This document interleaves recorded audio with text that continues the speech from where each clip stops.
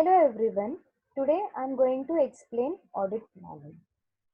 See, in our regular life, we always plan out activities so that we can complete all our activities smoothly on time. What is auditing? Auditing means to express an opinion whether the financial statement and books of accounts are giving true and fair view or not, whether they are recorded as per the accounting standards or not. So, to express his opinion, even auditor will plan out his activities so that he can complete audit work efficiently on time. So, basically, audit planning includes answering of these four questions: what to do, when to do, who will do, how to do.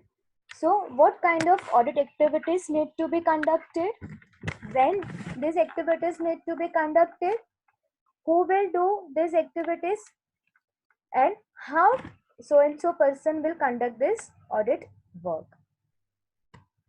So audit planning means planning by the auditor to conduct an effective audit and efficient and timely manner. Here auditor will plan out area, scope, depth of the transactions to be audited, people to be deployed for audit work, and within what time period this audit work need to be completed. Why audit planning is required? Why we plan out any activities? We plan out activities so that we can complete our work on time in a smoother manner. So same way, even auditor will plan out the activities so that he can focus on important areas. He can direct the audit staff. He can sort out the problems while conducting the audit work. He can complete audit work on time in a smooth way. Even he can supervise and review the audit work. See, here with the help of audit plan, auditor can check whether the as per the plan, whatever work need to be completed on this date, whether it is completed or not. And accordingly, auditor can guide his team so that he can complete the audit work on time without any mistake or without missing out the any important area. So these are the benefits of audit planning. For conducting audit, there are 6 procedures: vouching, posting, casting, scrutiny, verification, and grouping. Vouching is a procedure which is used to obtain the evidence regarding the recorded transactions. Means, suppose in the books of accounts it is recorded that a cake of 1000 rupees is bought.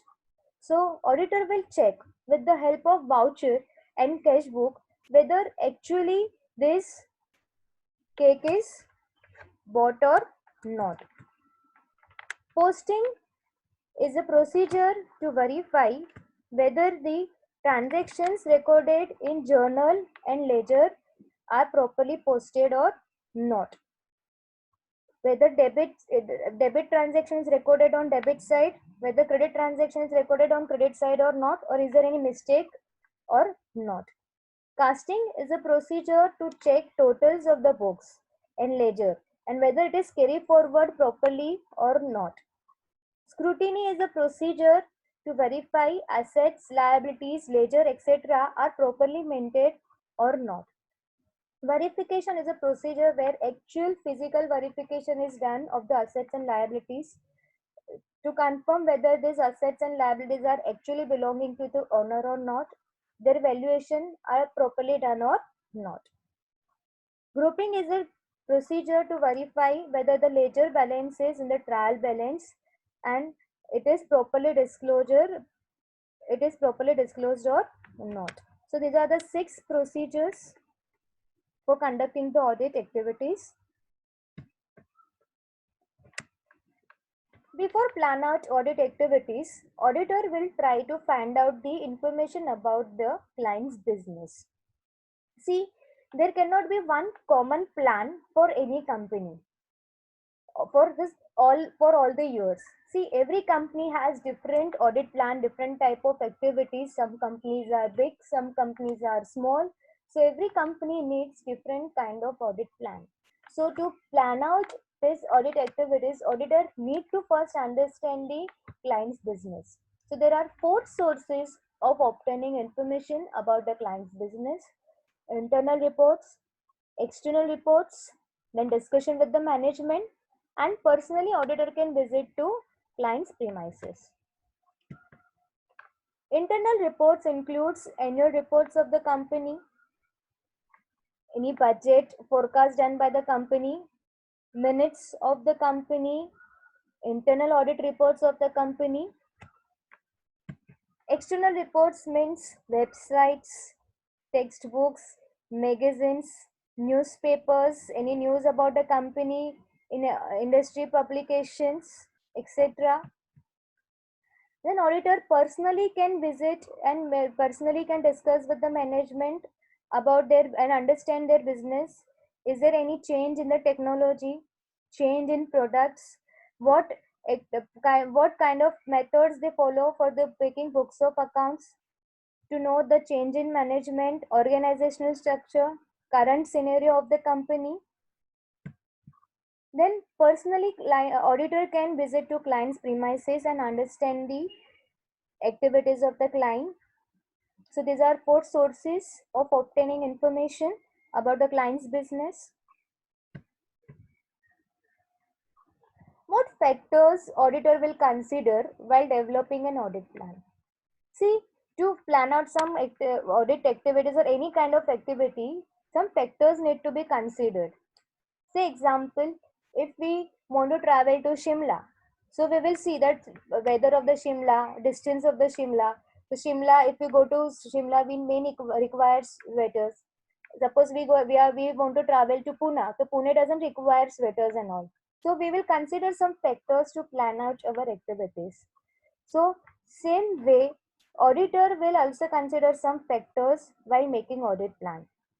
He will check internal control of the company, whether he can rely on the company's internal control or not. If internal control is strong, so chances of frauds and errors are less. So accordingly, auditor will decide his activities.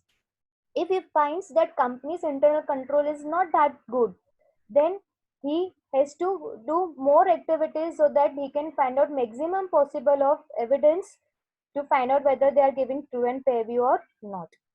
He will see the legal requirements of the company. Some companies, for some companies it is compulsory to conduct auditing. Some companies it is not compulsory. So he needs to he needs to find out the legal requirements of the company. If any new accounting policies are introduced, like GST, if any new methods are introduced, what accounting policies client is following, he will find out the important area of the company, which company need more consideration, which company is more important.